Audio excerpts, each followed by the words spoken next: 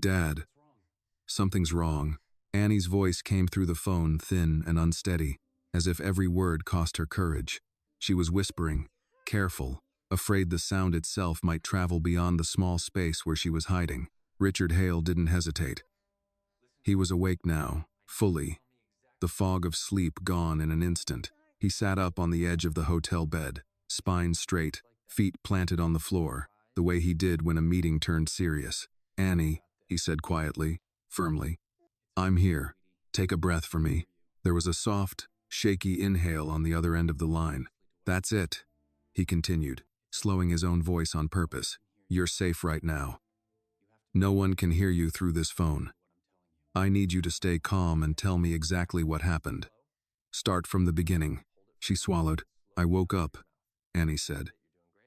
I had to go to the bathroom. Good, Richard said. Go on. It was dark, she continued. I didn't turn on the lights. I was being quiet. You're doing great, he said, steady and reassuring. What did you see? The door to your room was open, Annie whispered. Just a little. Richard's jaw tightened, but his tone didn't change. And who was there? Evelyn. The name landed between them, heavy and unmistakable.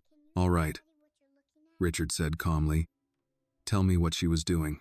Annie hesitated, then forced the words out, as if afraid they might disappear if she waited too long. She was at your desk. She had a small black thing in her hand. She put it into your computer. Richard closed his eyes for a brief moment. A flash drive. There was no doubt in his mind. You didn't go into the room? He asked. No, Annie said quickly. I know I'm not allowed. I stayed in the hallway. That was the right choice, he said. What happened next? She talked on the phone, Annie said. Very quiet, but she sounded mad. Not like when she talks to me.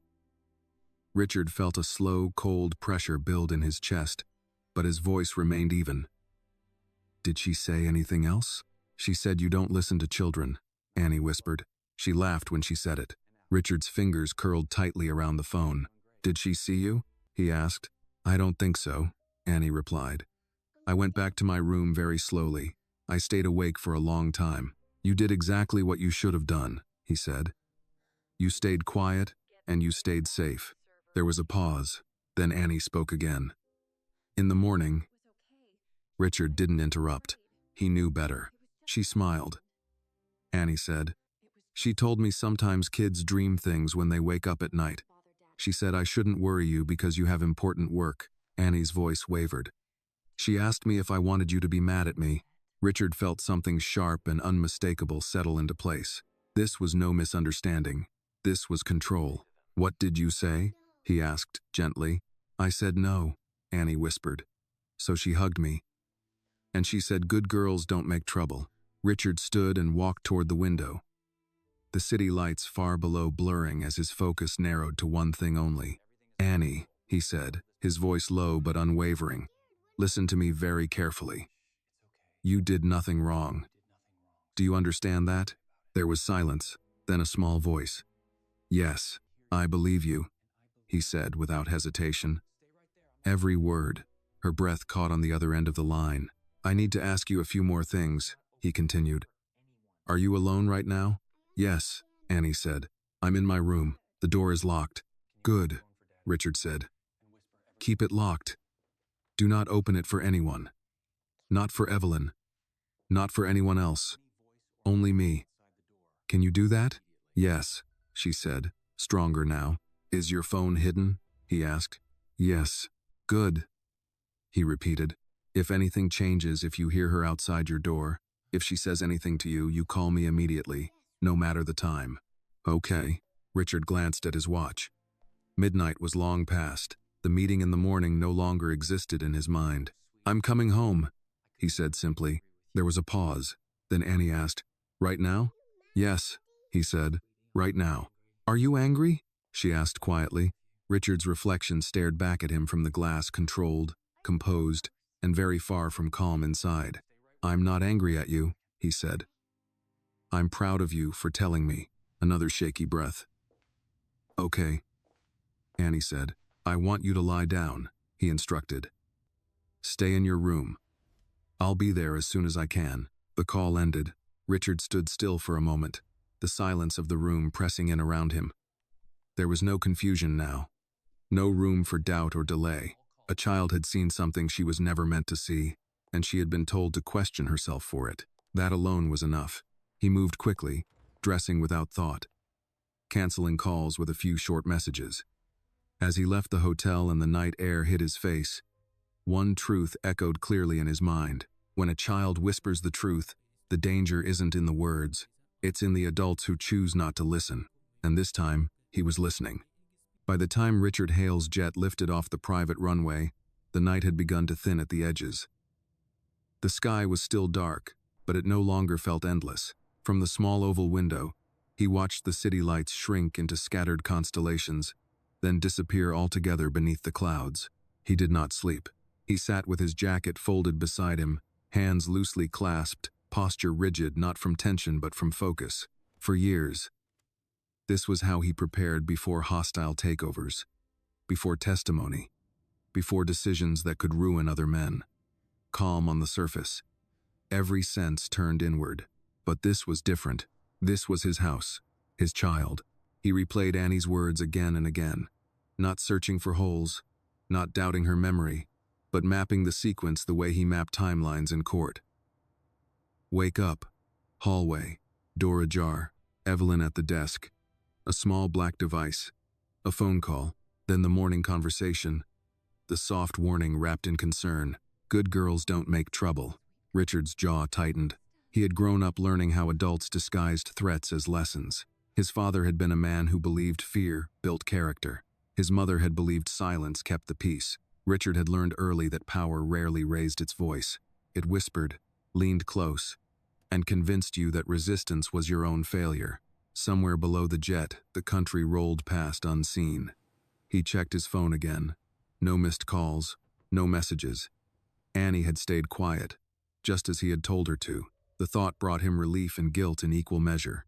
She should not have had to be brave. When the plane began its descent, dawn was just beginning to color the horizon. Pale light spread slowly, indifferent to urgency. Richard watched it without appreciation. There were moments in life when beauty felt almost offensive. The car was waiting when he landed. He didn't speak to the driver beyond a brief nod. The gates of the property appeared sooner than expected, tall and black, opening smoothly at his approach. The house beyond them sat exactly as it always had: clean lines, warm lights, the careful illusion of safety. Nothing looked wrong. That was what made it dangerous. Inside, the air smelled faintly of coffee and citrus cleaner. Early morning quiet pressed in from all sides. Richard set his bag down without a sound and moved through the ground floor slowly, taking in details he had once considered insignificant. A chair slightly out of place. A door not fully closed. The subtle signs of a space used by someone who believed they belonged there unquestioned. Evelyn stood at the kitchen counter, her back to him, dressed impeccably in soft gray. She looked exactly as she always did at this hour, composed, domestic, unhurried. When she turned and saw him, her surprise seemed genuine. "Richard," she said, eyes widening, smile forming instantly. "You're home early." "Yes," he replied evenly. Plans changed. She crossed the room to him, reaching up to kiss his cheek. He let her. He noted the light scent of her perfume, the ease of her touch, the way her eyes flicked past him briefly, as if checking something behind his shoulder. "Everything all right?" she asked. "Fine," he said. "Where's Annie?" Evelyn didn't hesitate. "Still asleep. I was going to wake her soon for school." Richard nodded. "I'll get her." Her smile tightened almost imperceptibly. "She can sleep a little longer. She's been restless." "I'll get her," he repeated, still calm. He didn't wait for a response. He took the stairs 2 at a time, every step measured.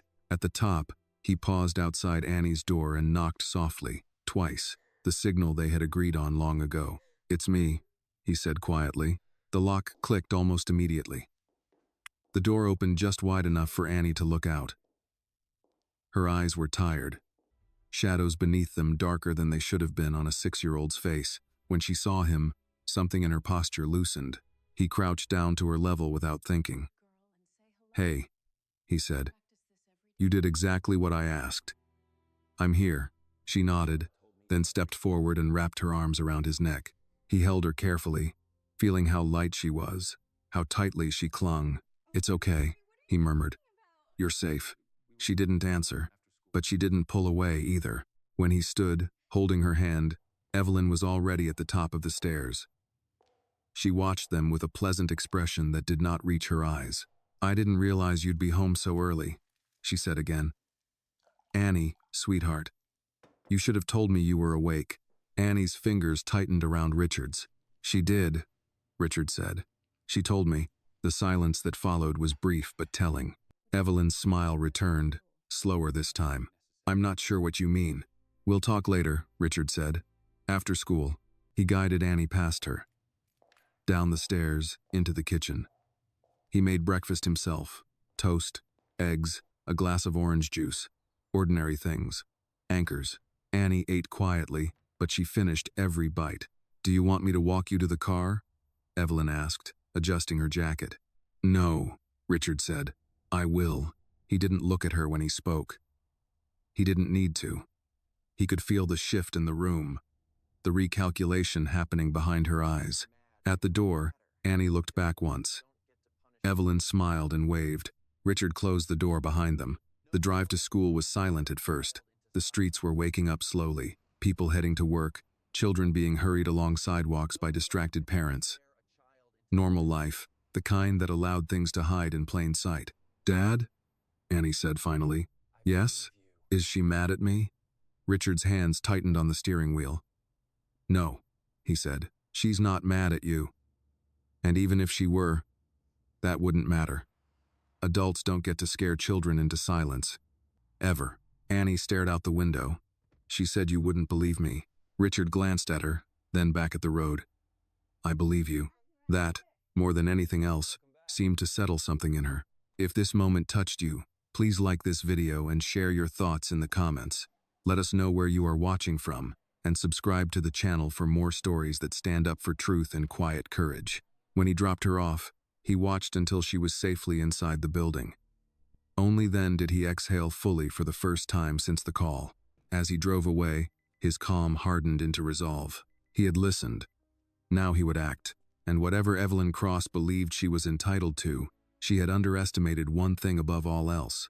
He was no longer just protecting his interests. He was protecting his daughter. Richard Hale returned to the house alone. The silence inside felt different now, not peaceful, not neutral, but alert, as if the walls themselves had learned to listen. He closed the door behind him without a sound and stood still for a moment, letting his senses adjust. The faint hum of the refrigerator, the distant tick of a clock. Somewhere upstairs, a floorboard creaked as the house settled. Evelyn was in the living room, seated with perfect posture on the sofa, tablet resting lightly in her hands. She looked up as he entered, her expression warm, composed, rehearsed by years of social instinct. Everything all right at school? She asked. Yes, Richard said. Annie's fine. He took a seat across from her, not beside her. He noticed the detail immediately, the way her shoulders shifted, just a fraction, recalibrating distance. I didn't expect you back until tomorrow, she said. You should have told me you were coming. I wanted to see things as they were, he replied evenly. Evelyn smiled. You make it sound ominous. Do I? He asked. She tilted her head, studying him now. The way she studied people when she thought they were hiding something. You seem tired. I am, Richard said, but not confused. That landed. Evelyn set the tablet aside slowly. What's this about, Richard? He didn't answer immediately. He stood and walked past her toward the hallway, then stopped at the foot of the stairs. I need to check my study. Her voice followed him, light but firm. Now? Yes, I can make coffee, she offered. We can talk after. We're talking now, he said, already moving. Upstairs, the door to his study was closed. It always was. He unlocked it and stepped inside, closing it behind him with deliberate care. The room looked untouched at first glance, books aligned, desk cleared, monitor dark, order preserved. Appearances meant nothing. He turned on the computer. The system booted quickly. He navigated without hesitation, fingers steady, eyes sharp. It took less than a minute to find what he was looking for. An unfamiliar access point, a timestamp from the night before. A device registered that did not belong to him. He stared at the screen, not surprised, not relieved, only resolved. There was a knock at the door. "Richard?" Evelyn's voice, closer now. "Is everything all right?" He closed the laptop and turned. When he opened the door, she stood there, smiling. Concern carefully measured. "You shouldn't worry so much," she said gently. "Stress does things to people. So does manipulation," he replied. The smile faltered, just barely. "What are you implying?" she asked. "I'm not implying," he said. "I'm confirming." They stood facing each other in the hallway, the distance between them no longer intimate but adversarial. Evelyn crossed her arms. An old habit, one she used when conversations turned inconvenient. "Annie told you something," she said. Richard didn't react. "Yes, she's a sensitive child," Evelyn continued smoothly. "She imagines things, especially when she's tired." "She described your actions in detail," Richard said. "Accurately." Evelyn exhaled softly, as if disappointed. "You're choosing to believe a child over me." "I'm choosing to believe the truth," he replied. "And the truth is, you accessed my private files without permission." Her eyes hardened. "I'm your fiancé. You're not my partner in business," he said. Silence stretched between them. Then Evelyn laughed quietly, humorlessly. "You know," she said, "I wondered how long it would take before you noticed." Richard studied her face, seeing it clearly now. Not the charm, not the polish, but the calculation underneath. "You underestimate me," she went on. "You built everything you have by being ruthless. I simply did what needed to be done more efficiently." "And scaring a child was part of that?" he asked. "She wasn't scared," Evelyn said sharply. "She was curious. And curiosity is dangerous in children who don't know their place." Richard felt something cold settle into his chest. "My daughter's place," he said slowly, "is safety." Evelyn shook her head. "You made her a symbol, a gesture. You didn't think through the consequences." "Get out," Richard said. Her eyes widened slightly. "You don't mean that." "I do," he said. "Pack your things. Leave the house." "And what will you tell people?" she asked. "That your perfect future fell apart because of a bedtime story?" "I'll tell them the truth," he said. "Or nothing at all." Evelyn stared at him for a long moment, then straightened. "You're making a mistake." "No," Richard said. "I already made one. This is me correcting it." She turned without another word and walked toward the bedroom. Richard listened as drawers opened, suitcases dragged free. He didn't follow.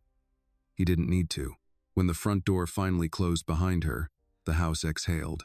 Richard remained where he was for a long time, the weight of what had almost happened settling slowly. He thought of Annie in her classroom, learning letters, trusting that the world made sense because the adults around her told her it did. He pulled out his phone and typed a single message to his security team, then another to his legal counsel. Then he went downstairs and sat at the kitchen table, hands folded, waiting. For the first time in years, he wasn't thinking about what he stood to lose. He was thinking about what he had nearly failed to protect, and he knew this was only the beginning. Annie sensed the change before anyone told her. It wasn't something she could name or explain. It was in the way the house felt when she came home from school that afternoon, quieter, but not the quiet that made her nervous. This quiet felt like when a storm had passed and the air hadn't decided what to do next. Richard was waiting at the gate himself. Not the driver, not security, him. Annie spotted him through the car window and her shoulders relaxed without her realizing it. He stood with his hands in his coat pockets, posture straight, eyes fixed only on the car. When the door opened, she climbed out and walked straight to him. He knelt immediately, meeting her at eye level. "Hey," he said softly. She searched his face, the way children do when they're checking for danger. "Am I in trouble?" "No," Richard said at once. "You're not. You did exactly what you were supposed to do." He said it slowly, clearly, as if he needed her to hear every word and keep it somewhere safe. "Did I do something bad?" she asked. "No," he repeated. "You did something brave." The word felt strange in Annie's ears. Brave was for people in books, knights, heroes. not kids who whispered into phones from closets. "Oh," she said. He stood and took her hand as they walked inside. The front door closed behind them, and Annie noticed something immediately. Evelyn's shoes were gone. She stopped walking. "Where is she?" Richard didn't answer right away. He guided her into the living room and sat with her on the couch. Not too close, not too far. He thought carefully before speaking, the way he did when explaining things that mattered. "She doesn't live here anymore," he said. Annie's heart skipped. "Because of me?" "No," he said firmly. "Because of her choices." She stared at her hands. "She said I made things difficult." Richard leaned forward slightly. "Annie, listen to me. When adults do something wrong, it's not a child's job to make it easier for them. It's their job to stop." She absorbed that in silence. "Are you mad at her?" Annie asked. "I'm disappointed," Richard said. "And I'm angry about what she did, but I'm glad you told me." Annie nodded slowly, as if storing the information away for later, when she might need it again. They stayed there for a while, the afternoon light stretching across the floor. Richard let her talk about school, about a drawing she'd made, about a boy who sat too close during reading time. Ordinary things. He listened to every word. Later, when Annie went upstairs to change, Richard remained in the living room, his phone vibrating quietly beside him. Messages from lawyers, security updates, timelines forming, consequences unfolding. He read them all. He responded to none. Instead, he stood and walked through the house again, slower this time, not searching for threats, but for understanding. He noticed how easily access had been granted, how many decisions he had delegated without question, how often he had mistaken presence for protection. In his study, he opened the laptop again. This time, he went deeper. The access logs told a story that was methodical, patient, and arrogant. Files reviewed, but not altered. Copies made quietly. Financial data, legal strategies, the kind of information that could be used to influence him without his knowledge. Evelyn hadn't been careless. She had been confident. Richard leaned back in his chair, the weight of it settling over him. He thought of the way she had spoken to Annie, the calm certainty, the assumption that a child's word would never matter enough to disrupt her plans. She had been right about one thing. Most of the time, it wouldn't have. That evening, Annie ate dinner with him at the kitchen table. No formal setting, no staff hovering. Just pasta, bread, and a glass of milk she spilled slightly when she reached too fast. "I'm sorry," she said quickly, eyes wide. Richard handed her a napkin. "It's okay," he said. "Spills happen." She wiped it carefully. Evelyn didn't like spills. Richard didn't respond to that. He filed it away with all the other small things that now felt much bigger. After dinner, he walked Annie upstairs himself. He checked the locks. He checked the windows, not because he thought danger waited outside, but because he wanted her to see him do it. "Will you read tonight?" she asked quietly. "Yes," he said. He sat beside her bed and read until her breathing slowed and evened out. When he finished, he closed the book but didn't get up right away. "Dad," Annie murmured, half asleep. "Yes? Next time something feels wrong. Can I tell you again?" Richard swallowed. "Always." She nodded and turned onto her side, comforted by the certainty in his voice. When he left her room, Richard stood in the hallway for a long time, listening to the quiet of the house. It no longer felt watchful. It felt wounded, but healing. Downstairs, his phone buzzed again. A message from his attorney, short and precise. There would be consequences. Public ones, private ones. Evelyn Cross would not disappear quietly. Richard stared at the screen, then turned it face down on the counter. Whatever came next, he would face it differently than before, because now he knew something he had forgotten. Power did not protect children. Attention did. The first call came just after midnight. Richard was sitting alone in the study, the lights dimmed, the house wrapped in a stillness that felt earned rather than imposed.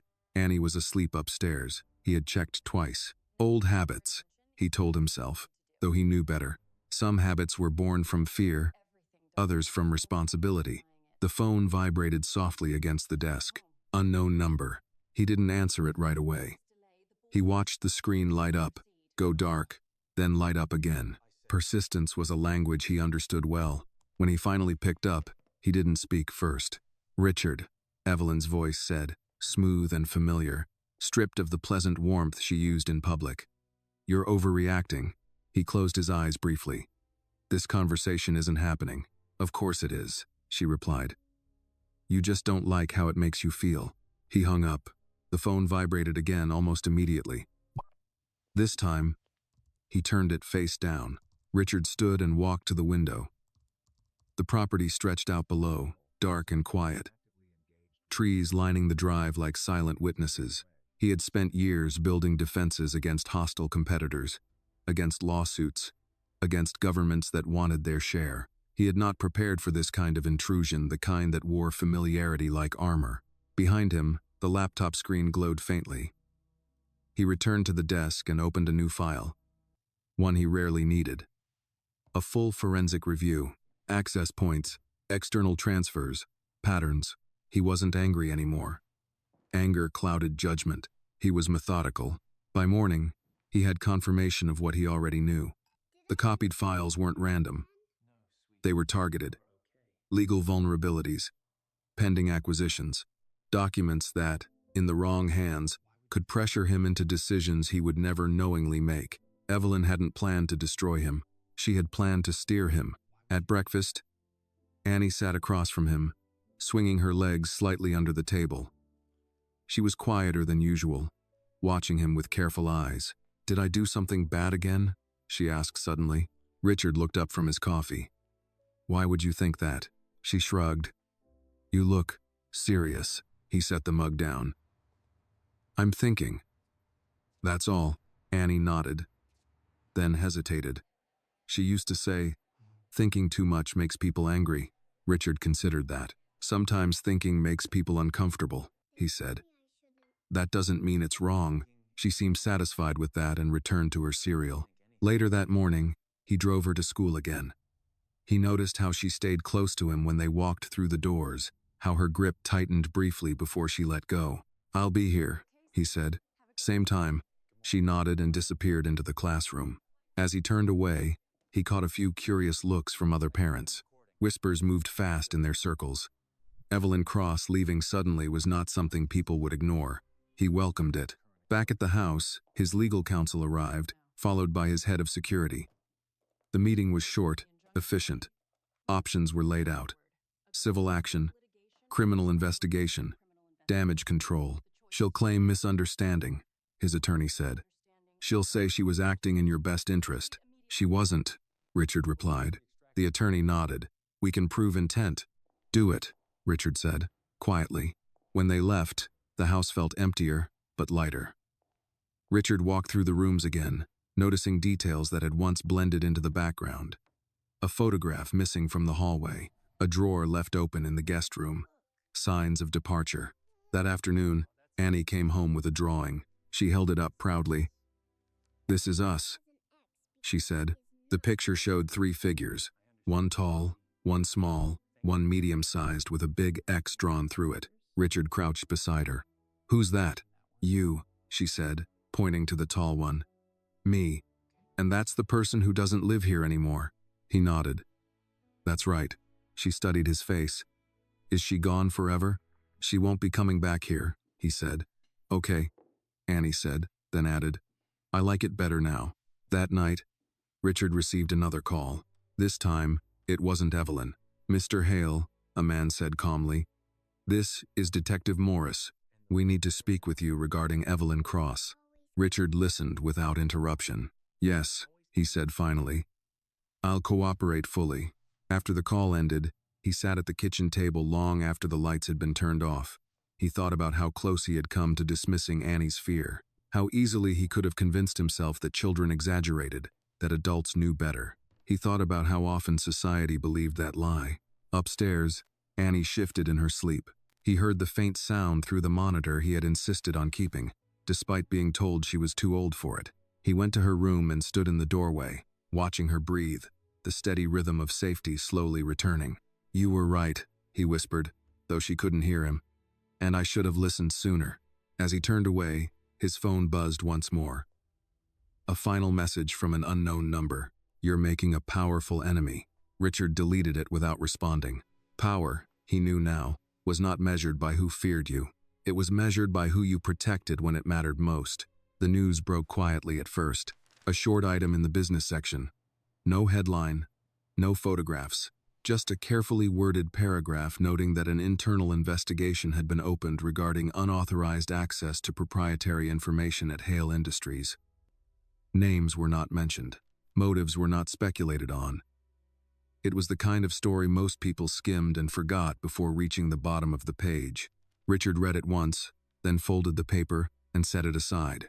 He knew better than to mistake silence for safety. That morning, Annie moved through the house with a new kind of caution.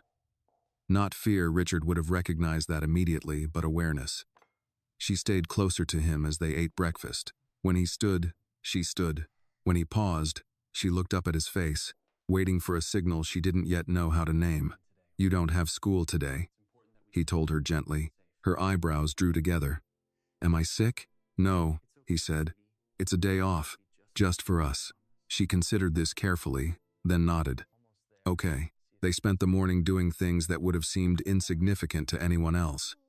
He helped her with a puzzle on the living room floor. They watered the plants together in the sunroom. When she spilled water on the tiles, she froze for a split second, eyes darting toward him. "It's all right," he said immediately, handing her a towel. Nothing bad happens because of a mistake.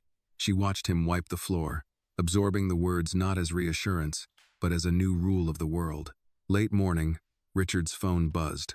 This time, he answered. "Mr. Hale," Detective Morris said. "We have reason to believe Miss Cross attempted to transfer a partial data set to an external account late last night. Was she successful?" Richard asked. "No," Morris replied. "The transfer was interrupted." Richard closed his eyes briefly. "Good. There's something else." The detective continued. "She contacted a third party shortly after leaving your residence. Someone with prior involvement in corporate coercion cases." Richard felt the edges of the day sharpen. "Not yet. But this may go beyond personal betrayal. We're advising caution." Richard glanced at Annie, who was kneeling on the floor nearby, carefully lining up puzzle pieces. "Understood," he said. "Keep me informed." When the call ended, he stayed still for a moment, weighing what to say and what to hold back. Annie looked up at him, sensing the shift. "Is something wrong again?" she asked. He knelt beside her. "Something complicated," he said. "But it's being handled." She nodded, then hesitated. "Are there more bad secrets?" Richard considered the question. "There are secrets in the world," he said. "But they don't get to live in this house." She seemed to accept that. That afternoon, his security team arrived without uniforms, without vehicles that drew attention. They moved quietly, methodically, checking systems, reinforcing protocols. Richard watched from the doorway, not interfering, but not distant either. He wanted Annie to see that safety was not invisible. It was built. One of the guards spoke to him in low tones. "We recommend limited movement for a few days." Richard nodded. "She stays with me." "Understood." When evening came, Annie sat on the steps outside, watching the sky turn orange and then deep blue. Richard joined her, handing her a glass of juice. "Dad?" she said. "Yes?" "Evelyn said people like us have to be careful because everyone wants what we have." Richard followed her gaze to the horizon. "Some people want things that aren't theirs," he said. "That's true. But that doesn't mean we live afraid." She kicked her feet gently against the step. She said being quiet keeps people safe. Richard looked at her then. Really looked. "Being honest keeps people safe," he said. "Being quiet only helps the wrong person." Annie nodded slowly, as if turning the idea over in her mind. That night, after she was asleep, Richard sat in the study again. The laptop was open, but he wasn't reading documents. He was looking at a photograph on the corner of the desk, Annie on her first day of school, smiling uncertainly, trusting him to be where she needed him to be. His phone vibrated. A message, "No sender ID. You exposed her too soon." Richard typed back a single word. "No." The response came almost immediately. "This doesn't end quietly." Richard didn't reply. He powered down the laptop and turned off the light, leaving the room dark and still. Quiet, he knew now, was not peace. Peace came from choosing the right noise at the right moment. Upstairs, Annie stirred in her sleep. He went to her room and stood by the door, listening to her breathing. Slow, even, safe. For now. You spoke up, he murmured softly. A promise meant more for himself than for her. I won't waste that. As he turned away, Richard accepted what had been forming since the first midnight call. Evelyn Cross had not been acting alone, and whoever had taught her to threaten with a smile would not stop simply because she was gone. The first sign that the situation was no longer contained came on a Tuesday morning. Richard noticed it not through alarms or messages, but through absence. Annie didn't finish her breakfast.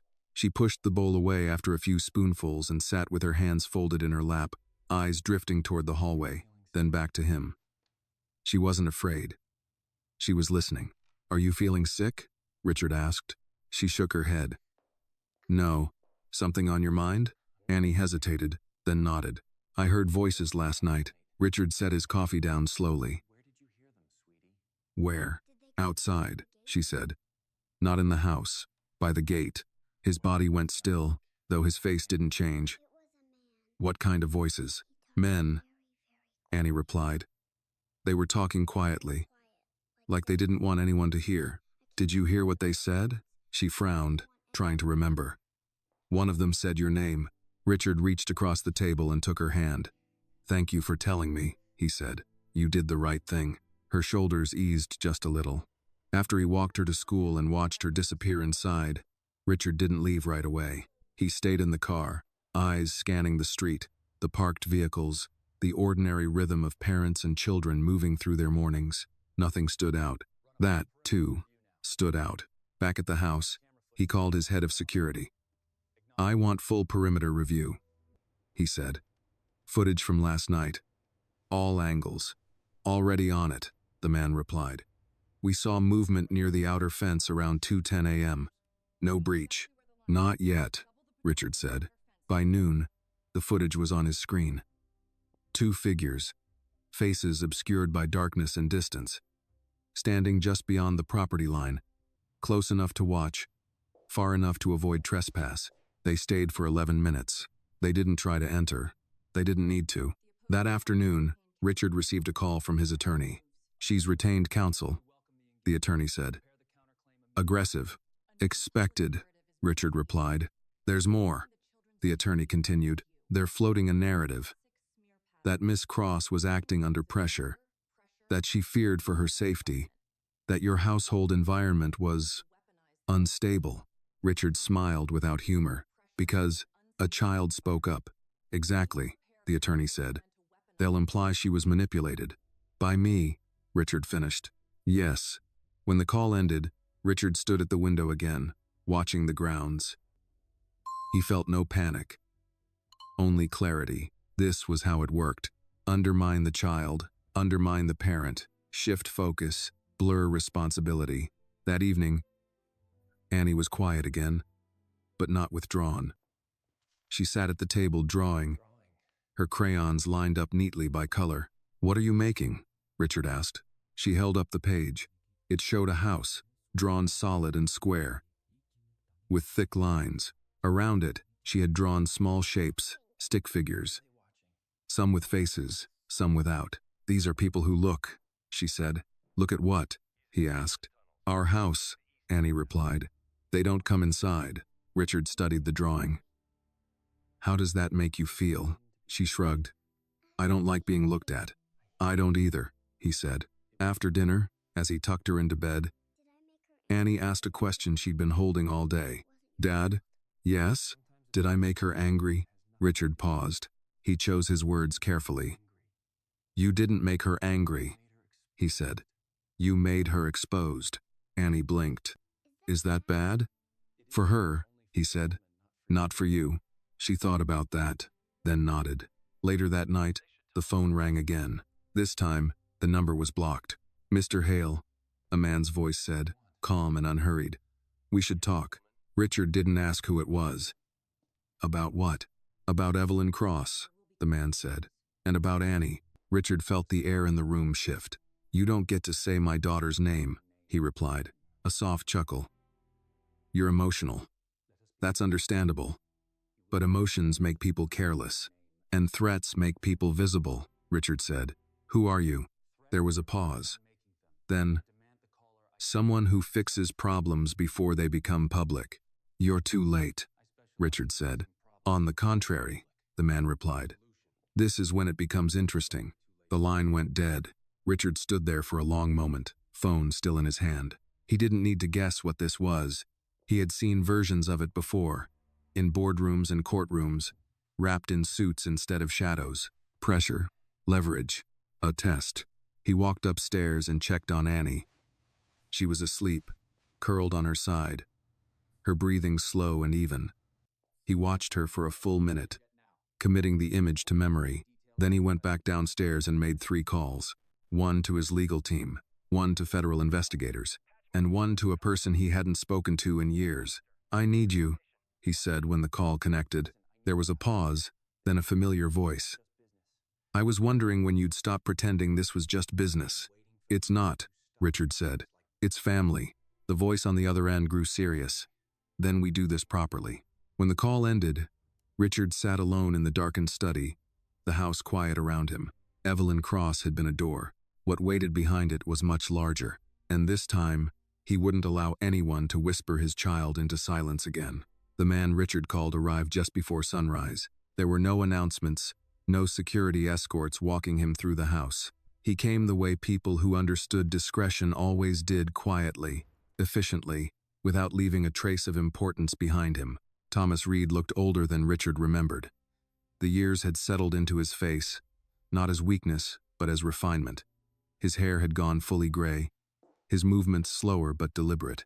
He wore a plain coat, no tie, no badge, no visible authority. But when he spoke, the room seemed to listen. "You still live like a man who expects trouble," Thomas said, scanning the house with an appraising eye. "And you still show up when it matters," Richard replied. They sat at the kitchen table with untouched coffee between them. Outside, the morning light crept across the lawn, soft and deceptive. "Start from the beginning," Thomas said. Richard did. He told him about Annie's call, about Evelyn, about the files, the men at the gate, the voice on the phone that had said Annie's name as if it were a bargaining chip. Thomas listened without interrupting, hands folded, eyes steady. When Richard finished, there was a long silence. "This isn't just corporate coercion," Thomas said finally. "It's grooming." Richard's jaw tightened. "That's what I thought. They test boundaries," Thomas continued. "They look for houses where children are taught to stay quiet, where adults are busy, distracted, convinced that danger always comes from outside." Richard exhaled slowly. "I won't let them near her." "You already did," Thomas said gently. "Once. That's enough for them to try again." Richard stood and paced the room. "Then tell me how this ends." Thomas looked at him carefully. "It doesn't end quickly, and it doesn't end clean, but it ends with light. That's the only thing these people can't survive." Upstairs, a soft footstep sounded on the stairs. Annie appeared at the edge of the room, still in her pajamas, rubbing one eye. She froze when she saw Thomas. Richard turned instantly. "Hey," he said. "You're up early." She nodded, then looked at Thomas. "Who's he?" Thomas didn't move. He waited. "This is an old friend," Richard said. "Someone who helps keep people safe." Annie studied Thomas for a long moment, then asked the question she always asked when she needed to understand something important. "Are you a good person?"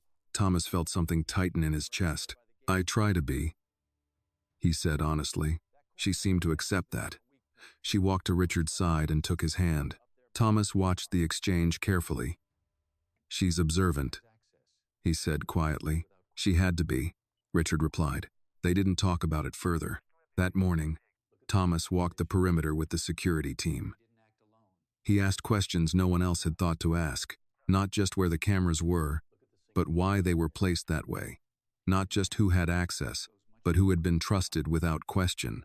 By midday, a clearer picture had formed. "This wasn't Evelyn's operation," Thomas said as they reviewed notes. "She was a node, A facilitator. And the men at the gate? Richard asked. Scouts, Thomas replied. Pressure without escalation. They wanted to see how fast you reacted. Richard's mouth tightened. They used Annie to measure me. Yes, Thomas said. And you failed their expectations. Richard looked up. How so? They expected denial. Delay. Rationalization, Thomas said. Instead, you acted immediately. You removed Evelyn. You involved law enforcement. You changed patterns. Richard nodded slowly. That makes you unpredictable, Thomas continued. And that makes you dangerous to them. That afternoon, Annie stayed close to Richard as he worked from home. She colored quietly at the desk while he reviewed documents, her presence grounding him more than she could ever know. At one point, she looked up. Dad? Yes. If bad people don't like light, she said carefully. Why don't we just turn on all the lights? Richard smiled despite himself. That's exactly what we're doing. That night, the house didn't sleep, not from fear, but from readiness. Cameras were adjusted, protocols rewritten, names added to lists that hadn't existed before. Thomas made calls from the study, speaking in low tones to people whose voices carried authority without recognition. Near midnight, Richard's phone rang again. Same blocked number. He answered this time. You're escalating, the voice said. Calm. Controlled. Annoyed. No, Richard replied. I'm responding. You're putting a child at the center of a very adult conflict, the man said. You did that, Richard shot back. The moment you said her name, silence stretched. You think exposure protects you, the man said. It doesn't. It makes you a target. Richard's voice was ice. Then aim carefully. The line went dead. Richard didn't move for a long time. Then he went upstairs and checked on Annie. She was asleep, one arm wrapped around a stuffed animal, the other curled beneath her pillow. He sat beside her bed and allowed himself, for just a moment, to feel the weight of what could have happened, what almost had. I'm here, he whispered, and I'm not going anywhere. Downstairs, Thomas watched the security feeds alone. This is only the beginning, he murmured to himself. But for the first time since Evelyn had entered Richard Hale's life, the beginning belonged to the right people. The first leak appeared online before noon. It wasn't dramatic. No headlines, no accusations. Just a thread on a financial forum frequented by people who like to feel smarter than the markets they failed to predict. An anonymous post, a question framed as speculation. Has anyone noticed Hale Industries quietly pulling out of the Westbridge acquisition? Looks like internal instability, possible leadership issue. Richard read it once, then handed the tablet to Thomas. That's the opening move, Thomas said. Not an attack, a probe. They're testing how fast it spreads, Richard replied. And who repeats it, Thomas added. By mid-afternoon, a business blog had picked it up. By evening, a cable news panel mentioned it in passing between segments on interest rates and foreign markets. Still nothing concrete, just uncertainty. Uncertainty was leverage. At home, Annie was doing homework at the dining table. She frowned at a math problem, erased it, then erased it again. I don't like numbers, she said quietly. Richard looked up from his laptop. Why not? They change, she replied. You think you know the answer, but then it's wrong. Richard considered that. Some numbers change, he said. Some don't. The trick is knowing which ones matter. She nodded, not fully convinced, but reassured enough to keep working. Thomas watched them from the doorway. She hears more than you think. I know, Richard said. That's why I don't lie to her. Good, Thomas replied. Because they will. That night, the second move came. A call from a board member. Friendly, concerned, carefully vague. We're just wondering if everything is stable on your end, the man said. There's chatter. There's always chatter, Richard replied. Yes, but this feels coordinated. Richard smiled faintly. It is. The silence on the other end told him enough. After the call, Richard stood in the kitchen, staring at the darkened backyard. Thomas joined him. Arms crossed. They're not coming for your money, Thomas said. They're coming for your credibility. And using Annie as the pressure point, Richard replied. They'll never mention her directly, Thomas said. That would cross a line too publicly. But they'll imply distraction, question judgment, suggest emotional compromise. Richard's voice was flat. Because I'm a single father. Yes, Thomas said. And because she's not biologically yours. The words landed with controlled precision. Richard didn't flinch. Say it. They'll suggest instability in the home, Thomas continued. They'll say you're vulnerable to manipulation because you rescued a child and built your life around her. Richard turned to face him. She's not a weakness. I know, Thomas said. But they don't need truth. They need a story that sounds plausible to people who already want an excuse. Upstairs, Annie laughed at something on her tablet. The sound cut through the tension like light through fog. Richard exhaled slowly.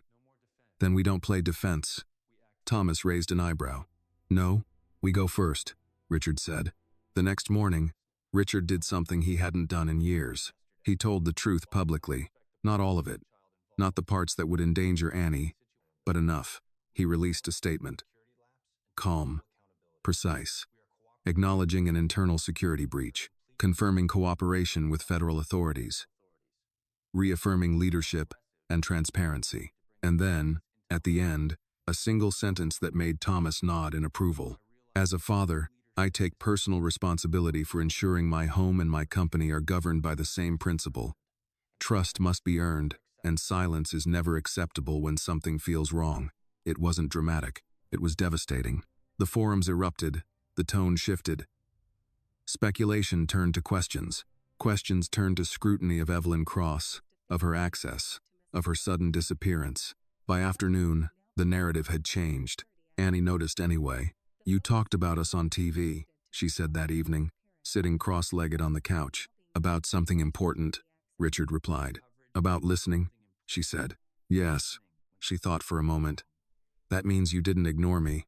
No, he said. I didn't. She smiled, small but certain. That night, the gate cameras picked up movement again. One figure this time. Closer than before. Thomas and the security team watched the feed in silence as the man stopped just outside the property line. He didn't hide. He looked directly at the camera and raised his phone. Taking a picture. A message arrived seconds later on Richard's phone. You're forcing our hand, Richard typed back. Good. He deleted the thread and powered off the phone. Upstairs, Annie slept peacefully, unaware of how many adults were now circling a truth spoken by a child. Richard stood at her door for a long moment before turning away. They had wanted quiet compliance. They had awakened something else entirely. The knock came at 6:12 a.m. Not loud, not urgent, just firm enough to announce intention. Richard was already awake. He crossed the foyer without haste, signaling to security with a glance before opening the door himself. 2 federal agents stood on the step, credentials visible, posture respectful but immovable. Behind them, a dark sedan idled at the curb. Mr. Hale, the taller one said. I'm Agent Collins. This is Agent Rivera. We need to speak with you about an escalating situation involving Evelyn Cross and several associated parties. Richard nodded. Come in. They moved into the living room, eyes scanning out of habit rather than suspicion. Thomas appeared from the hallway, coffee in hand, already aware of what this meant. We've intercepted communications suggesting an attempt to coerce you into reversing your public position, Collins said. Financial pressure, reputation management, the usual methods. And Annie? Richard asked directly. Rivera met his gaze. Indirect references only, but yes, she's part of the leverage calculus. Richard's expression didn't change. Then we're done talking hypotheticals. That's why we're here, Collins said. We'd like to offer protective custody options. No, Richard replied immediately. Thomas raised a hand slightly. Let him finish. We're not suggesting relocation, Collins clarified. We're suggesting coordination. You stay where you are. We control the variables you can't see. Richard considered that. And what do you need from me? Access, Rivera said, to everything Evelyn touched, and a willingness to let this play out publicly if necessary. Richard exhaled slowly. She won't stop. No, Collins agreed. Neither will the people behind her. Upstairs, a door creaked. Annie stood at the top of the stairs, hair still rumpled from sleep, her small hand gripping the railing. She looked down at the unfamiliar men, then at Richard. "Are they police?" she asked. "Yes," Richard said gently. "They're here to help." She thought about that, then nodded once, accepting the answer without fear. "Okay." She went back to her room without another word. Rivera watched her disappear. "She's composed. She had to grow up fast," Richard said quietly. "That ends now." The agents spent the next 2 hours reviewing systems, documents, timelines. Thomas filled in gaps. Richard answered questions precisely, without embellishment. At 9:30, Annie came downstairs dressed for school. Richard knelt to straighten her jacket. "There will be people around today," he told her. "That doesn't mean something bad is happening." She studied his face. "It means you're being careful." "Yes," he said. "Very careful." She nodded, satisfied. The drive to school felt longer than usual. Richard noticed every car that lingered too long, every pedestrian who turned their head. He parked, walked Annie to the door, and waited until she was inside before returning to the car. His phone buzzed as soon as he sat down. A video. He didn't open it immediately. He drove away first, pulled over 3 blocks down, then pressed play. Evelyn appeared on the screen, seated in what looked like a tasteful office, hair perfect, eyes carefully tired. "I never wanted this to be public," she said softly. "But I can't stay silent while my character is destroyed." Richard watched without blinking. "I cared deeply for Richard," Evelyn continued, "and for Annie. But the environment became unpredictable. I feared for my safety, and for hers." Richard closed the video before it finished. That's the narrative," Thomas said when he returned home and relayed it. "Victimhood, concern, implied instability, using a child as moral cover," Richard replied. "Exactly." Within hours, the clip was everywhere. Carefully edited. Sympathetic commentary. The words unstable and emotional began appearing with uncomfortable frequency. Richard said nothing. That evening, Annie asked the question he'd been waiting for. "Why is she on the TV?" she asked, sitting cross-legged on the rug. "She's telling her version of the story," Richard said. "Is it true?" "No," he said simply. "Then why do people listen?" Richard thought for a moment. "Because it's easier than asking harder questions." She frowned. "That's not fair." "No," he agreed. "It isn't." After Annie went to bed, Richard sat with Thomas in the darkened study. "They're pushing toward something," Thomas said. "A public confrontation. Or a private ultimatum. And if I don't bend, they escalate." Richard nodded. "Then we make sure the escalation backfires." At 11:47 p.m., the message arrived. "Final offer. Walk away quietly. Custody arrangements can be discussed." Richard stared at the screen, his hand steady. He typed a response. "Any future attempt to reference my daughter will be treated as a criminal act." He sent it.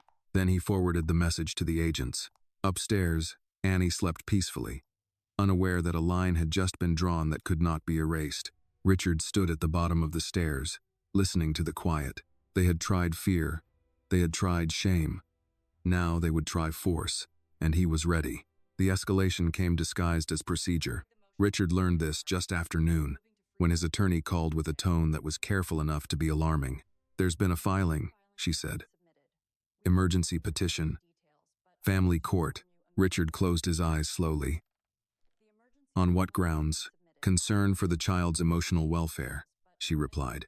"They're requesting a temporary review of guardianship." For a brief moment, the room seemed to tilt not from panic, but from the sheer audacity of it. "She has no standing," Richard said. "Not legally," the attorney agreed. "But filings like this aren't about winning. They're about creating doubt." Richard said nothing. He was already thinking several steps ahead.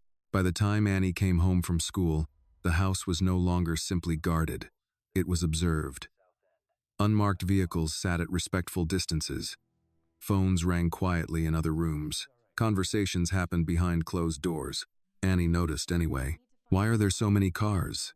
she asked as Richard helped her hang up her coat. "Because some people don't know when to stop," he said.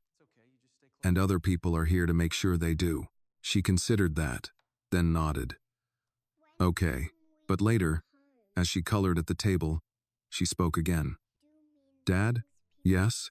If people say mean things about you," she said carefully, "does that make them true?" Richard leaned back in his chair. "No," he said, "but it can make them loud." She frowned. "I don't like loud lies." "Neither do I," he thought. That evening, Thomas briefed him in the study. "They're setting up a narrative where intervention looks reasonable," Thomas said. "Not dramatic. Concerned. Precautionary. Using the system as a weapon," Richard replied. "Yes," Thomas said, "and the system doesn't like being accused of that." Richard stared at the wall for a long moment. "Then we don't accuse it. We educate it." At 9 p.m., the agents returned. "We expected this move," Agent Collins said. "They won't get custody, but they can force interviews, evaluations, delays." "And Annie?" Richard asked. "She won't be removed," Collins said firmly, "but she may be spoken to." Richard's jaw tightened. "Only with me present. That can be arranged." Upstairs, Annie was brushing her teeth, humming softly to herself. Richard watched from the doorway, the normalcy of the moment grounding him. "Dad," she said around the toothbrush, "are you in trouble?" He knelt beside her. "No," he said. "I'm in a disagreement." "With who?" "With people who don't like being told no." She spat into the sink and wiped her mouth. "You tell me no sometimes." "Yes," he said. "And how do you feel about that?" She shrugged. "I don't like it, but I know why you do it." He smiled faintly. "That's the difference." Later, after she was asleep, Richard opened a locked drawer in the study. Inside were documents he rarely touched. Old ones. Adoption records. Psychological evaluations. Letters from teachers. Doctors. Social workers. A life documented not as an asset, but as a child. He organized them carefully, not for defense, but for clarity. At 2:17 a.m., his phone buzzed again. A new message. Unknown number. "You're putting her through unnecessary stress. End this, and it goes away." Richard stared at the words, feeling no temptation, no hesitation. He typed back, "You are the stress, and you will not be near her again." This time, the reply didn't come. The next morning, the interview request arrived officially. Neutral language. Soft deadlines. The appearance of fairness. Richard read it, then folded the letter and placed it on the table. "Okay," he said quietly. Thomas looked up. "Okay? We cooperate," Richard said. "Fully, transparently, on our terms." That afternoon, Annie sat with him in the garden, pulling weeds from the soil with small, determined hands. "Why do people try to take things that aren't theirs?" she asked suddenly. Richard thought of Evelyn, of the men at the gate, of systems bent just enough to harm. "Sometimes," he said, "because they think no one will stop them." She nodded. "You stop them?" "I try," he said. She smiled, dirt smudged on her cheek. "I like that." As the sun dipped low, Richard felt the weight of what lay ahead settle fully into place. This was no longer just about exposure or leverage. It was about precedent, about whether a child's quiet courage could be twisted into a liability, about whether truth, once spoken, could be made to disappear through paperwork and polite concern. He looked at Annie, kneeling in the grass, completely unaware of how many adults were arguing over the shape of her life. And he knew, with absolute certainty, that he would not allow the system to become another whisper telling her to be quiet. Not now. Not ever. The interview was scheduled for Thursday morning. Not at the house. Not at a courthouse. A neutral office in a low-rise building with beige walls and carefully chosen furniture, meant to feel comforting without offering warmth. The kind of place where difficult conversations were softened by neutral colors and polite smiles. Richard arrived early. Annie sat beside him, feet not quite touching the floor, hands folded neatly in her lap. She wore a blue sweater she liked because it felt quiet, her word for things that didn't draw attention. "You remember what we talked about?" Richard asked gently. She nodded. "I just tell the truth." "That's right," he said. "And if you don't know an answer?" "I can say I don't know." "Yes," he said. "That's an honest answer, too." The door opened, and a woman stepped in. Mid-40s, professional but not cold.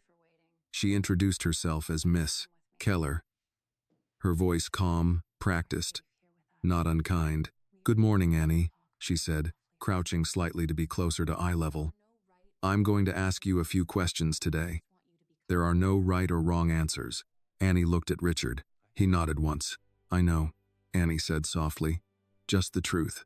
Miss Keller smiled faintly and gestured toward the inner room. "Whenever you're ready." Richard stayed where he was. That had been negotiated carefully. Annie walked in without hesitation, her small step steady.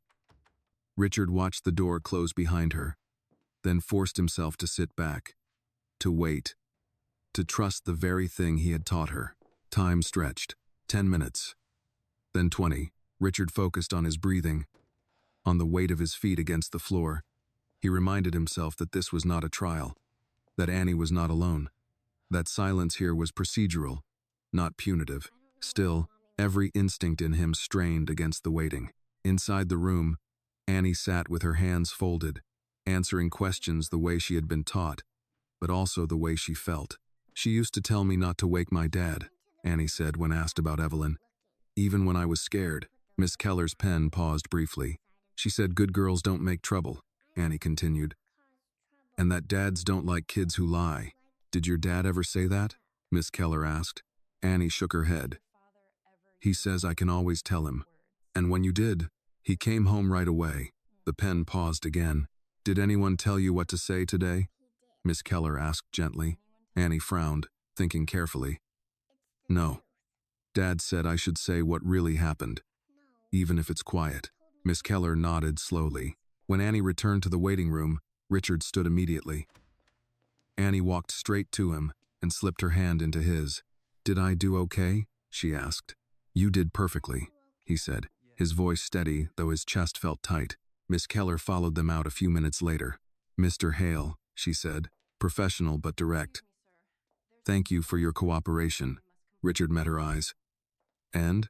There is no basis for further action regarding guardianship," she said. "The petition will be dismissed." Annie let out a breath she hadn't realized she'd been holding. Outside, the air felt different, lighter. They got into the car, and Annie buckled herself in, then looked up at Richard with quiet seriousness. "Am I in trouble anymore?" she asked. "No," Richard said. "You're safe." She nodded, satisfied. That afternoon, the response came swiftly. Evelyn's legal team withdrew the petition without comment. The business blog shifted tone again, this time more cautious. Words like overreach and miscalculation began to appear. Thomas called just before dinner. "They misjudged the optics," he said. "A calm child telling the truth doesn't fit their narrative." "Good," Richard replied, but he didn't relax. That evening, as Annie worked on a puzzle in the living room, Richard sat nearby, reviewing a report Thomas had sent over. Names, connections, financial trails that didn't belong to Evelyn, but passed through her. She hadn't been the architect. She had been the doorway. "Dad?" Annie said suddenly. "Yes? Why do grown-ups lie if it makes things worse?" Richard set the paper aside. "Sometimes they think lying gives them control." She placed a puzzle piece carefully. "It didn't work." "No," he agreed. "It didn't." That night, after Annie was asleep, Richard stood by the window again. The property was quiet. No figures by the gate.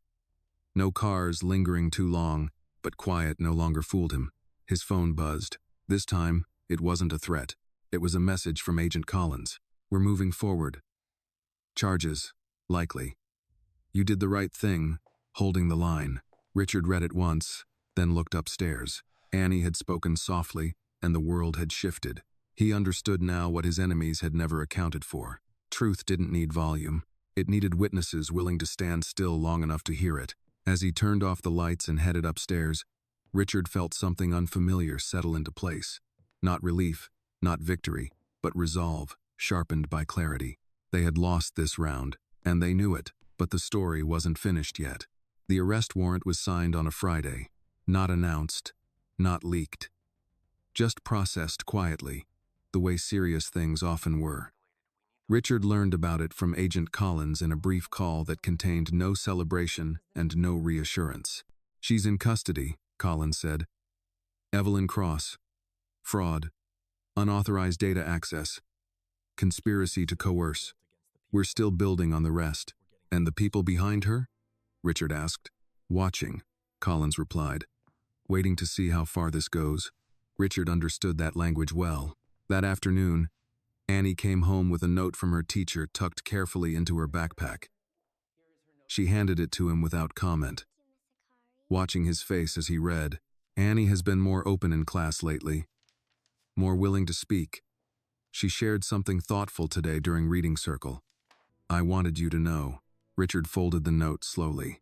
Your teacher says you spoke up. Annie shrugged, suddenly shy. It was just a story. What kind of story? One where someone was scared, she said. But they told anyway. Richard smiled, small and genuine. That sounds like an important story. That evening, the first reporter showed up at the end of the drive. Not bold enough to approach, not discreet enough to disappear. Security handled it. The message was clear and polite. No comment, no access. Not now. Annie noticed the lights from the camera van flicker briefly through the trees. Are they looking at us again? She asked. Yes, Richard said. But they don't get to decide who we are. She seemed to accept that. Okay. Later, when Annie was asleep, Richard sat with Thomas in the study, reviewing the latest developments. They're going to pivot, Thomas said. Distance themselves from Evelyn, paint her as unstable, a lone actor, and sacrifice her, Richard replied. Yes, Thomas said. To protect the structure. Richard leaned back, fingers steepled. Then we make sure the structure is visible. Thomas studied him. You're thinking bigger. I'm thinking necessary, Richard replied. The next morning, Richard did something no one expected. He agreed to speak, not to a panel, not to a hostile interviewer. He chose a single journalist. Older, respected, known for patience rather than provocation. The interview took place in the study, the camera positioned carefully to avoid Annie's space. She was at a friend's house, unaware of the weight being carried in the room below. I won't discuss an ongoing investigation, Richard said calmly to the journalist, but I will say this. Silence is often mistaken for maturity. It isn't. It's fear. Taught early and reinforced often. The journalist didn't interrupt. When a child tells the truth quietly, Richard continued, and the system tries to drown it out with procedure and pressure, the problem isn't the child, it's us. The piece aired that evening, measured, thoughtful. No accusations, just reflection. It landed harder than any confrontation could have. By Monday, the conversation had shifted again. Not about Richard's leadership, not about instability, about systems that discouraged children from speaking, about adults who confused authority with infallibility. Annie noticed the change before Richard mentioned it. My friend's mom said you were on TV, she said over breakfast, but she didn't sound mad. What did she sound like? Richard asked. Like she was thinking, Annie replied. Richard nodded. That's good. But the backlash came anyway. Anonymous posts, thinly veiled warnings, messages that stopped just short of threats. The men behind Evelyn hadn't vanished. They had retreated, regrouped. One message made it through the filters. You embarrassed the wrong people. Richard deleted it without reply. That night, Annie woke from a bad dream. Richard was at her door before she called out. They were whispering, she said, voice demonstrably calm but eyes wide. In the dream, he sat beside her, grounding. What did you do?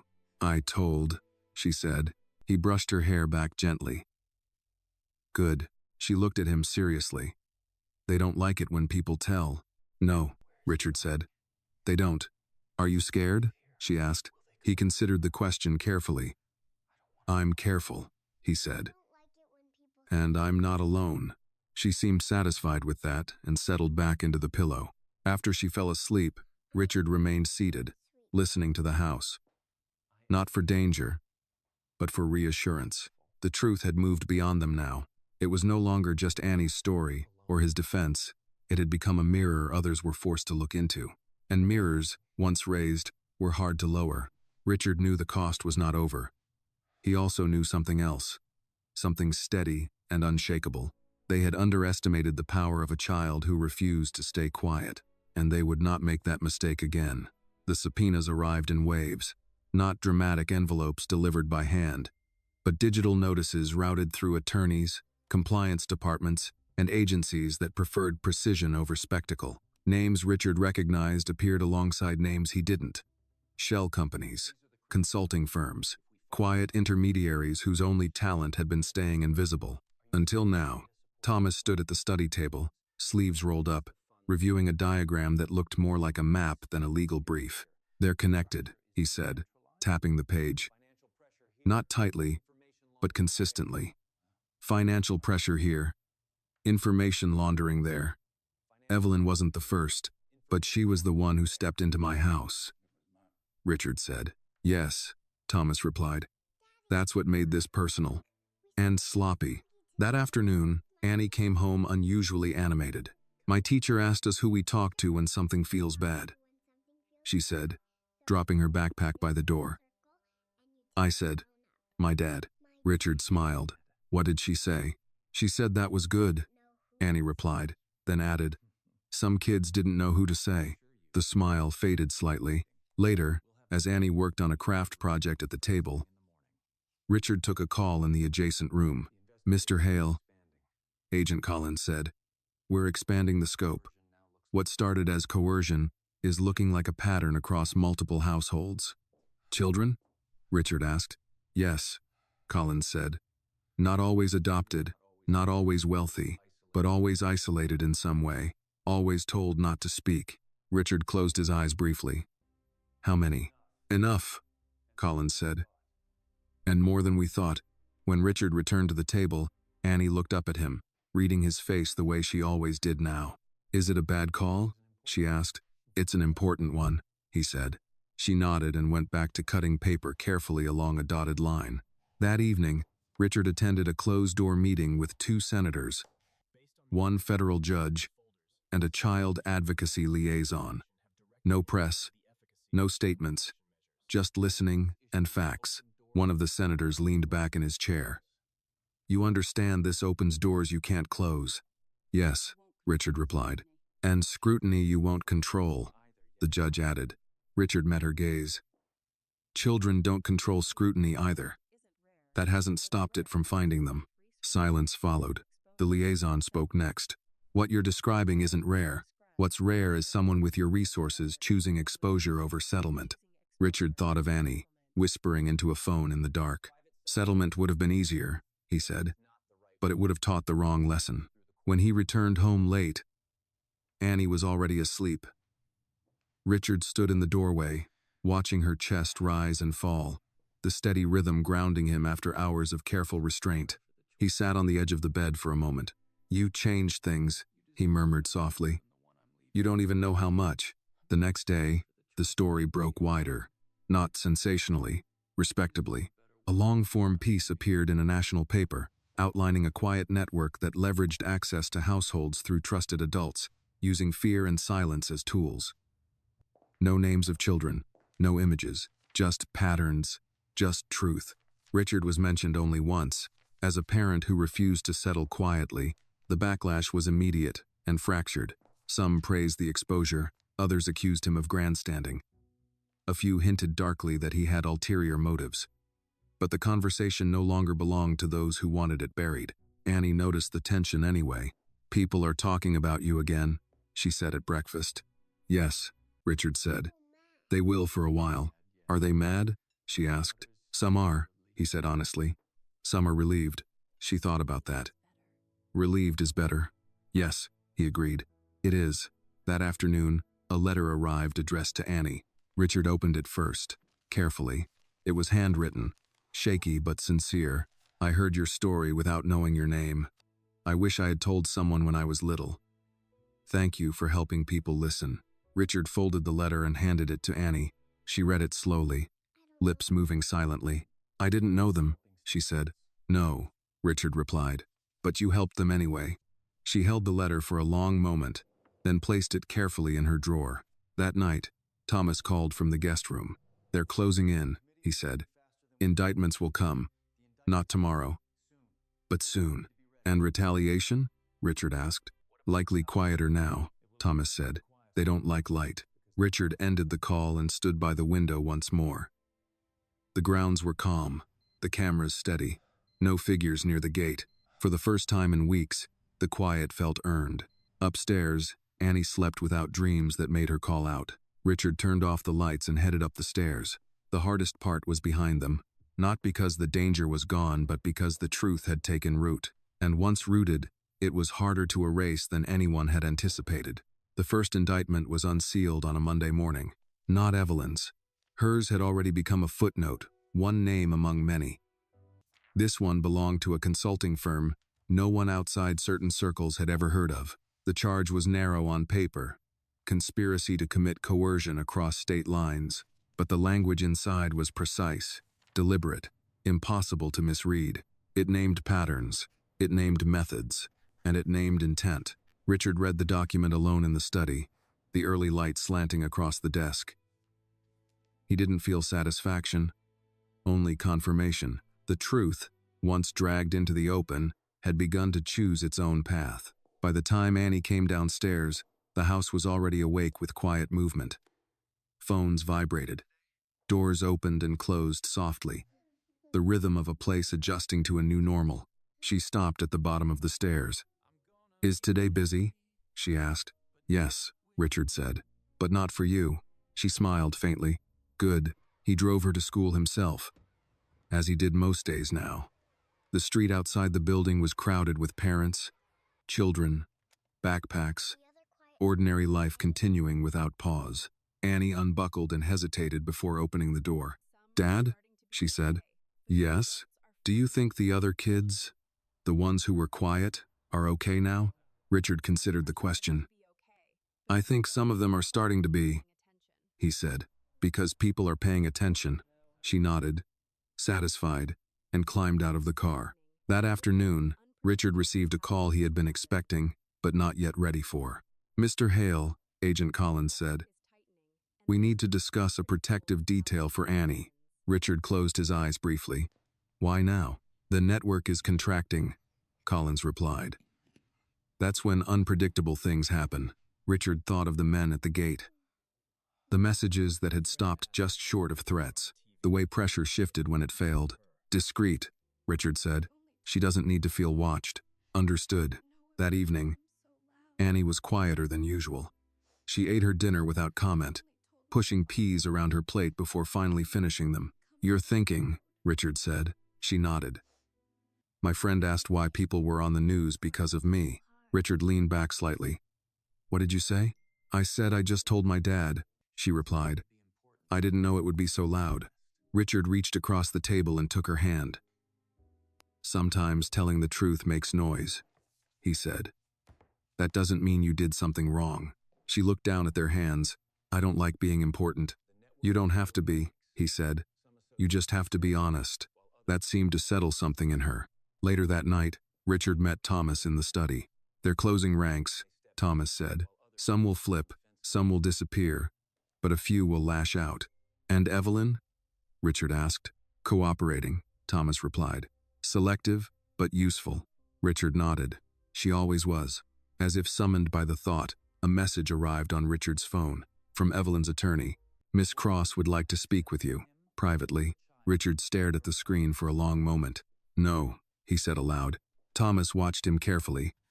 "You're sure?" "Yes," Richard replied. "She doesn't get access anymore.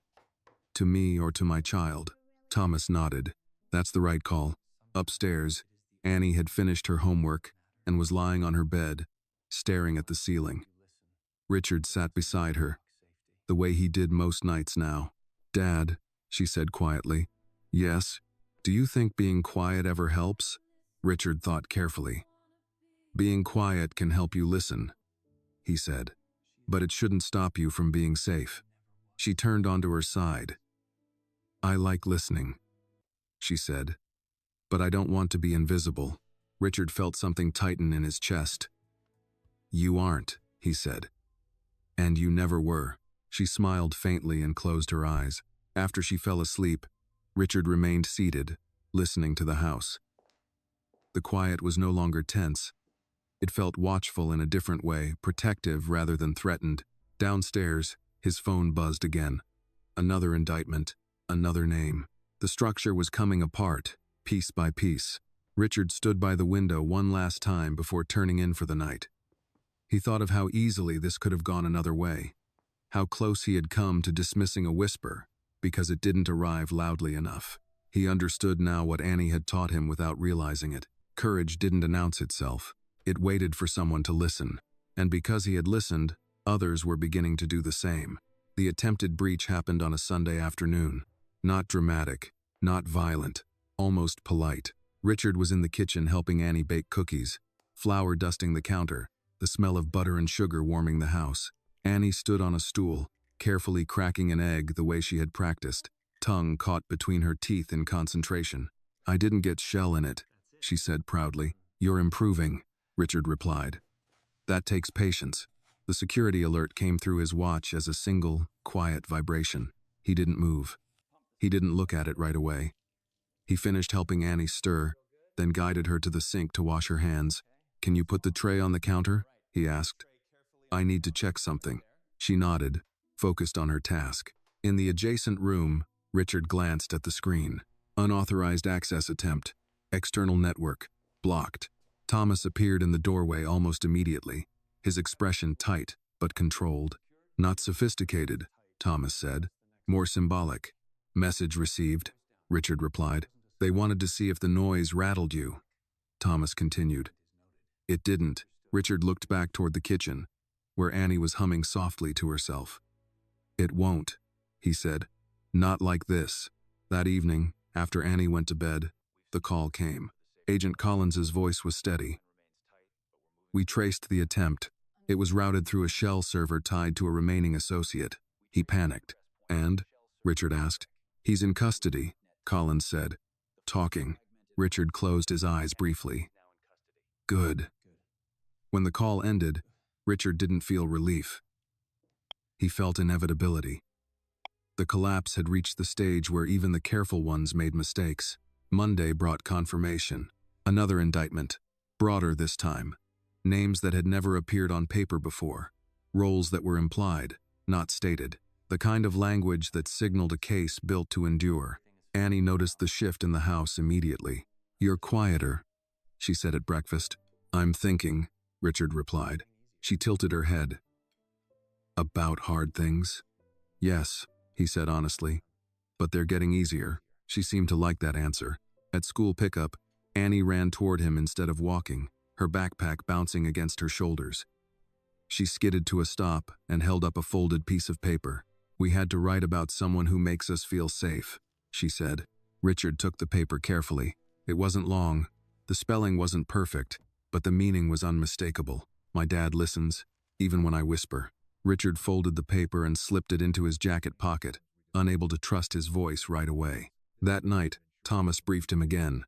"They're offering deals," Thomas said. "Reduced sentences in exchange for testimony." "And the core?" Richard asked. "Exposed," Thomas replied. "Not all of them charged yet, but named. Publicly." Richard nodded. "That's enough." "Is it?"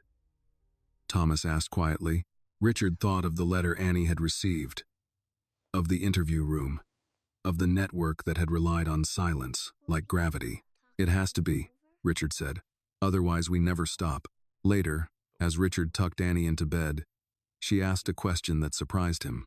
"Dad, when this is over, will people stop talking?" Richard sat beside her. "Some will," he said. "Some won't." She frowned. "I don't want to be a story." "You aren't," he said gently. "You're a person. Stories are what adults use to understand what they should have listened to sooner."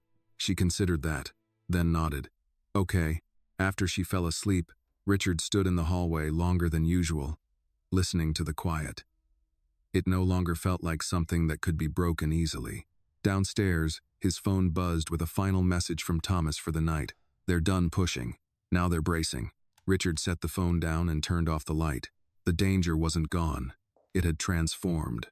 What had once been whispered in the dark was now being documented, testified to, archived. The kind of truth that didn't shout, but stayed, and in the stillness of the house, Richard understood the shape of the ending that was coming. Not a victory parade, not revenge, just a return to something honest. Upstairs, Annie slept without dreams that needed waking. And for the first time since that midnight call, Richard allowed himself to believe that quiet could mean peace, because it had been earned, not enforced. The trial did not begin with drama. No crowded steps, no shouted questions. Just a courtroom that smelled faintly of old paper and disinfectant, where people took their seats as if attending a meeting they had postponed for too long. Richard arrived early, as he always did now. He did not bring Annie. That decision had been deliberate and final. Some battles were fought so children wouldn't have to sit in rooms like this. He took his place behind counsel, posture straight, expression unreadable. Across the room, Evelyn sat smaller than he remembered her. Hair pulled back too tightly, hands folded as if trying to hold herself together through sheer force of habit. She did not look at him. When proceedings began, the language was dry, procedural. Charges read into the record. Names that once carried influence now reduced to syllables, spoken without respect. But beneath the surface, the weight was unmistakable. Witnesses followed. Experts. Analysts. Former associates who had chosen cooperation over loyalty that would not protect them. Then came testimony no one had anticipated being so devastating in its restraint. A former caseworker, a school administrator, a psychologist who spoke about silence as a learned behavior, about how children adapted to environments where adults punished honesty not with violence, but with withdrawal. No child starts silent, she said calmly. Silence is taught. Richard felt that sentence settle somewhere deep. During a recess, Thomas leaned toward him. "They're done," he murmured. "They just don't know it yet." Richard didn't respond. He watched the empty witness chair, thinking of Annie's small voice on the phone, thinking of how close he had come to missing it. When court adjourned for the day, the press waited outside. Richard did not stop. At home, Annie was working on a drawing at the kitchen table when he walked in. She looked up immediately. "You're back early." "I am," he said. She studied his face. "Is it finished?" "Not yet," Richard replied. "But it's going the right way." She nodded, satisfied with that. That evening, they ate together without the television on. Annie talked about a class project, about a plant she was responsible for watering. Ordinary things, necessary things. After dinner, she asked a question she had clearly been holding. "Did you ever feel bad for her?" Annie asked. Richard paused. "For Evelyn? Yes." He considered the truth carefully. "I feel sad that she made choices that hurt people," he said. "But feeling sad doesn't mean excusing them." Annie thought about that. "I feel sad sometimes," she said, "but I don't want to hurt people." "That's the difference," Richard replied gently. Later that night, Richard received confirmation. The jury would not need long. The evidence was overwhelming, the pattern too clear. Silence had protected the wrong people for too long. When the verdict came 2 days later, it arrived without surprise. Guilty, on multiple counts. Sentencing would follow. But the outcome was already sealed in a way no appeal could undo. Richard stood as the judge spoke about responsibility, about breach of trust, about harm that could not be quantified but would be acknowledged. Evelyn looked up once then, eyes hollow. Richard did not look back. Outside, cameras flashed. Reporters called his name. He stopped this time. "Is this justice?" one asked. Richard considered the question, then answered slowly. "Justice isn't loud," he said. "It's what happens when people finally listen." That quote would be replayed later, stripped of context, debated. But that night, none of that mattered. At home, Annie waited up for him, sitting on the couch with a blanket around her shoulders. "Is it done?" she asked. "Yes," Richard said. She studied his face, then smiled softly. "Good." He sat beside her. "You okay?" She nodded. "I was thinking. I don't feel scared anymore." Richard felt his throat tighten. "I'm glad." She leaned against his side, quiet, comfortable. Outside, the city moved on. News cycles shifted, new stories demanded attention, but inside that house, something settled permanently. Not victory, not relief, something steadier, the knowledge that silence had been broken and that once broken, it did not easily return. The house learned a new rhythm, not overnight, and not without echoes of what had been.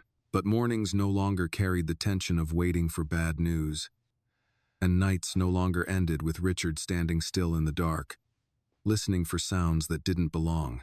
Spring settled fully over Chicago. Annie noticed it first. The trees looked different, she said one morning, pressing her face briefly to the window. They don't look tired anymore. Richard smiled at the description. Neither do you. She grinned, then grew serious. Dad? Yes? When people stop talking about the trial, will it really be over?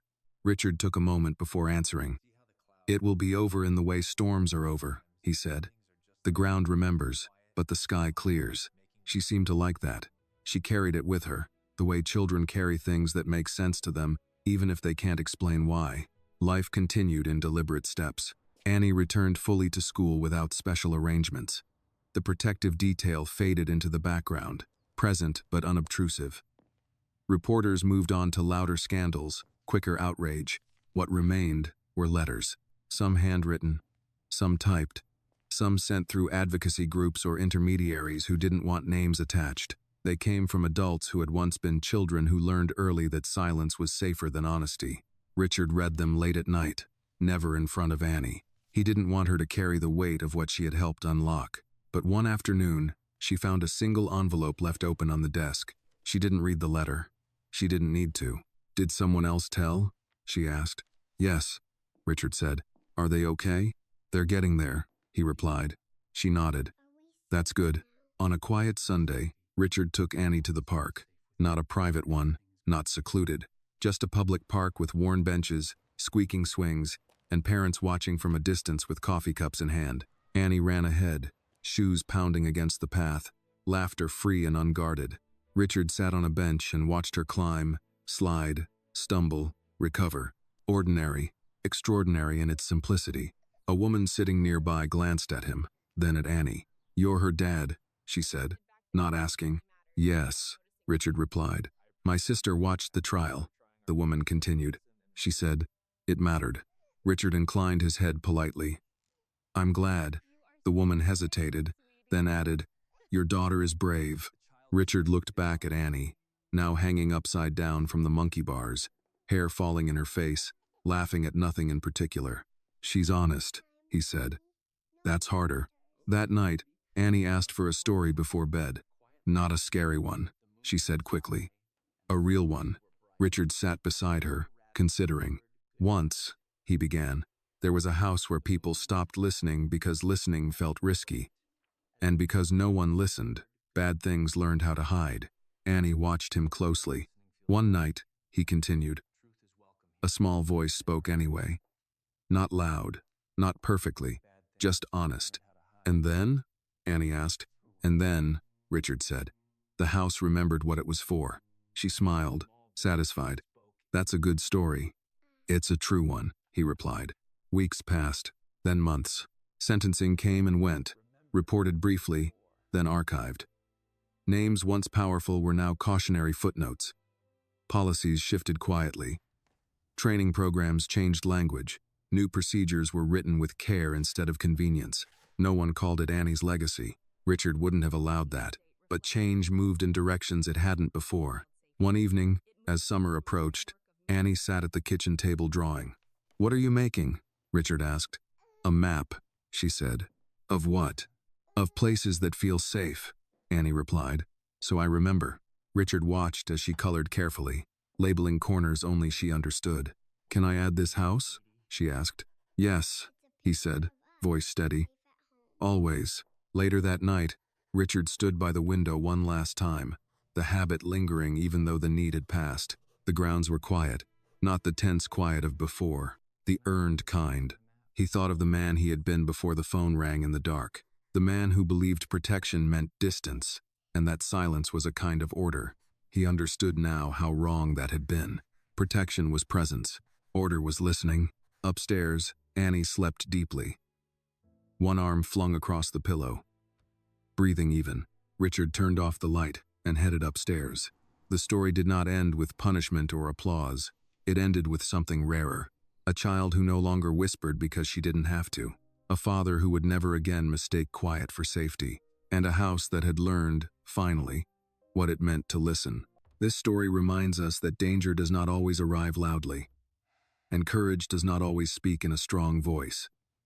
Sometimes the most powerful act is a quiet truth, told by someone who has been taught to stay silent.